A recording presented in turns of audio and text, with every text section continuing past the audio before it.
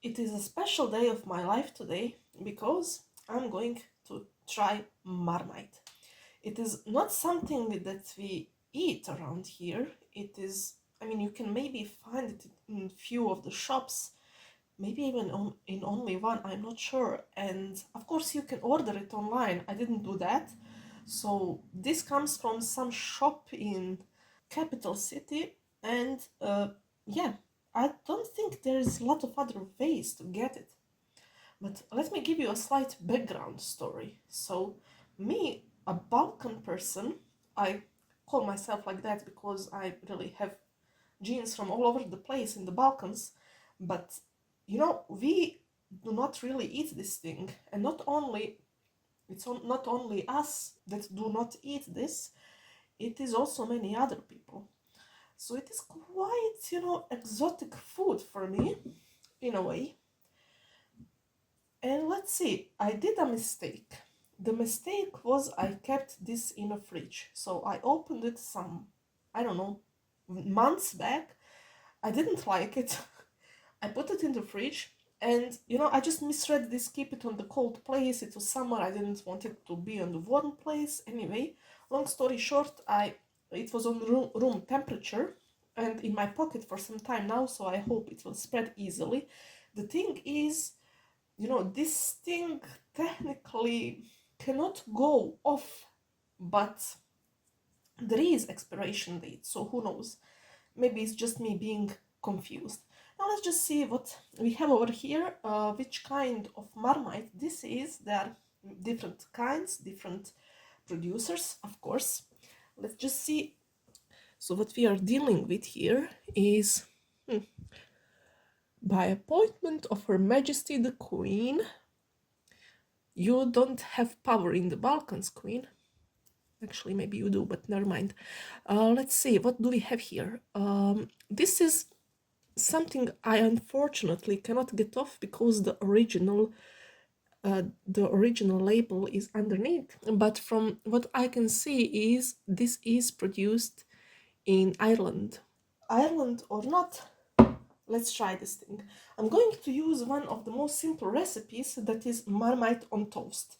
I want to give this another chance, actually a set of other chances, because last time I tried it, I actually tried it without anything else. Just put it a bit on the teaspoon, tried it, and that is not the way you try Marmite.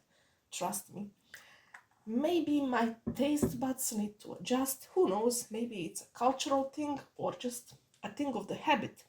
I didn't like it the first time, but this time I want to give it more chance by using it the way it is supposed to be used. And one of the simplest ways is to take a toast, put butter on it, put a very thin layer of Marmite on it, and try it out. I found a recipe online, and the recipe also suggests, for some weird reason, to put a bay leaf on the plate when you serve this. Now, bay leaf, it is very pungent, it is a herby thing to put in stews and stuff. I do not know how can it have effect to just put a dry bay leaf on a plate next to this thing. It doesn't make any sense except for the visual one. So it has to look fancy, all those fancy and expensive restaurants, when they serve food to you, they just put something on the side to make it look pretty. I'm going to do the same, not with bay leaf, maybe with something very random, just to make things funny for some reason. Let's try it out, okay? Let's less talk and more action. Since I am afraid of this thing and I'm a Balkans person, I'm going to start with a bit of rakia, just to calm my nerves and to wash off the bacteria in my throat and stuff, just to calm down. May the God help us all. Okay, let's see if this could be spread easily. I think putting it on a warm room temperature was a good idea. It's spreading okayish. I put a layer of butter and will put thin layer of this over. So I don't know how much, maybe this is already too much. I will start with this very thin one. Yeah, I won't use any more. Just a bit from the top of the knife. Doesn't look pretty, but hey, we need to make this look pretty. I mean, the recipe suggested a bay leaf. I don't have a bay leaf, but I can put this. See? So pretty. Wait, maybe some random tomato and okay, here it goes. This is a very fancy, authentic, experimental breakfast, and I will charge you only 500 euros for it. You're welcome. Now, when I made the joke of the falsely fancy things, let me remove this atrocity from here. How do you say this in English? I forgot. Not sure. No, it is smeared with butter and marmite. Maybe it will be good. I will try it actually. They are called, I think, Johannisbeeren or Johannisbeeren in the Dutch. In Dutch. So I'm learning Dutch a bit, but I'm not sure that I pronounced that one correctly. Anyway, this one actually came from the Netherlands. Imagine that. But this is not about these berries. This is about the star of the show, Marmite. Now let's try it. Wait. May the God help us all again.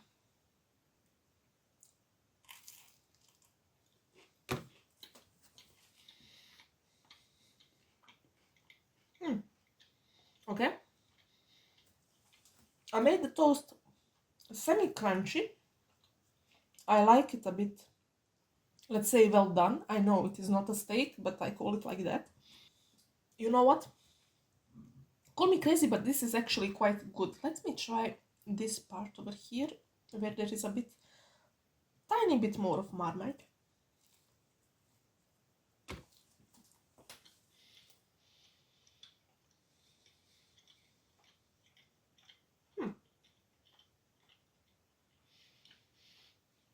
Okay. Balkan person report.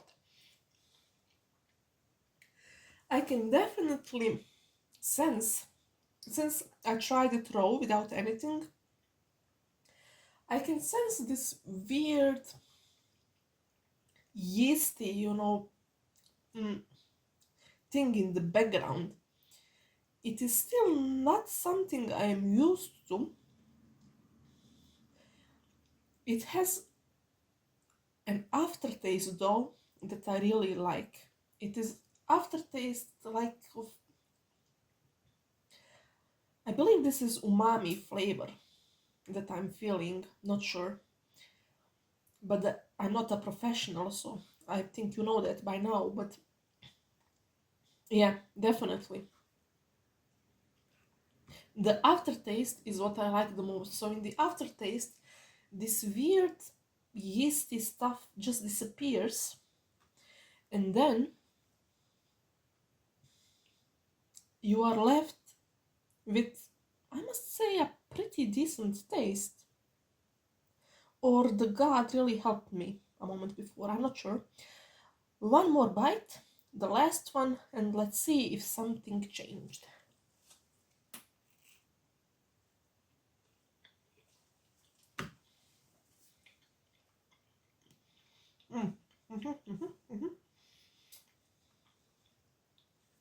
This time I took a bite from the middle, where it was the majority of Marmite spread.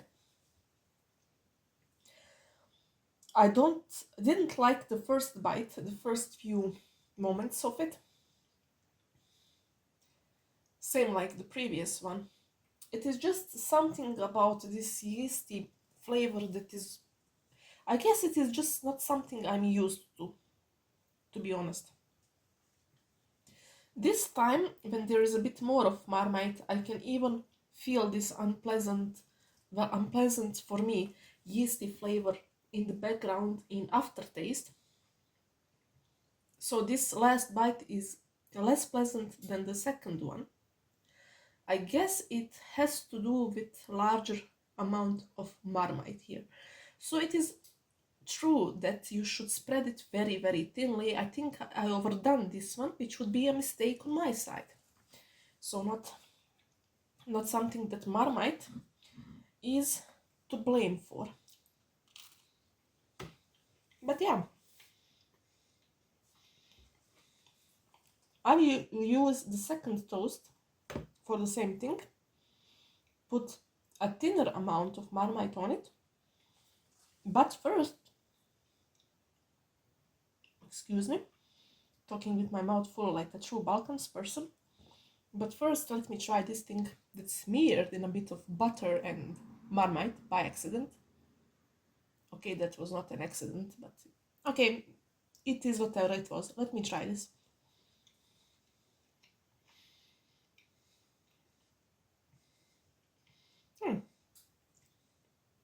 You know what? Call me crazy, but this is a great thing.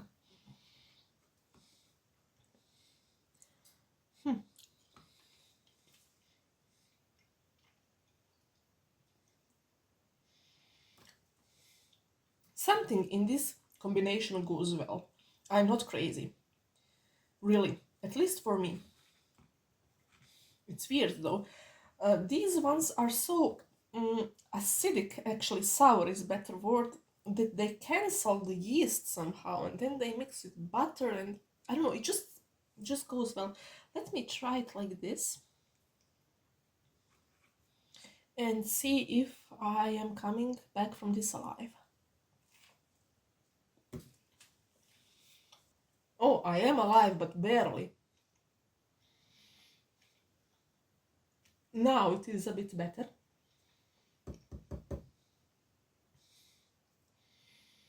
It was too much Marmite in there to make a proper analysis.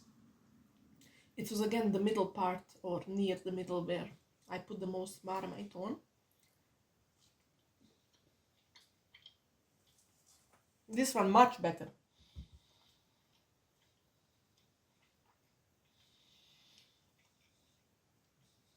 Okay, for future reference, if you're not British or Australian or wherever in the world they still eat this thing, no offense, I think it is about habit and stuff. It can be very good if you use it properly. So I suggest, especially if you are just trying this, not to eat it alone. Certainly, I would even go against smelling it. If you smell it like this straight from the jar, you are going to be repelled most of the time if you're not used to it. Even if you're used to it, maybe. Use very small amounts, even smaller than I put here, so very thin spread on toast with a decent amount of butter and maybe something else with it, and maybe it will go well. I've seen people making stews, and if they wanted to enhance this umami flavor, they would put just like top of this butter knife or slightly above it to entire stew, which tells you this is quite intense and it is to be used sparsely. You know, same thing is with surströmming, if I pronounced it correctly. I'm so sorry if I butchered Swedish language here. I'm not Swedish and I don't speak Swedish, but that when you see a lot of videos that are trying surströmming or whatever it is pronounced, excuse me again, they are not doing it properly. It is supposed to be opened in the water and then used very sparsely, like very thin layers on finger food or pieces of bread with many other things on it. So let's not talk about it too much because it's not the topic, but what I'm saying is do not give up on the first try. When you try something for different part of the world, different culture, different anything, give it another chance. Maybe trying it raw is not the best option. You should see the recipes, you should see how it is supposed to be eaten, and then eat it like that. So yeah, that was the person from the Balkans on this a bit maybe too slow review of the Marmite. It is actually just my personal they are just my personal tastes. I don't think I'm the representative of all the people in the Balkans. Let's just put it out there. But yeah, there it is. If you wanted to know how it tastes, you know it now. A bit more experimenting, maybe different recipes, and I am confident that I will find something where I would be very pleased with this thing. Until then, thank you for watching this if you did, and be experimental, be open to trying different stuff, especially with food. You know, we have only one life. We should make the best out of it. Hear you soon.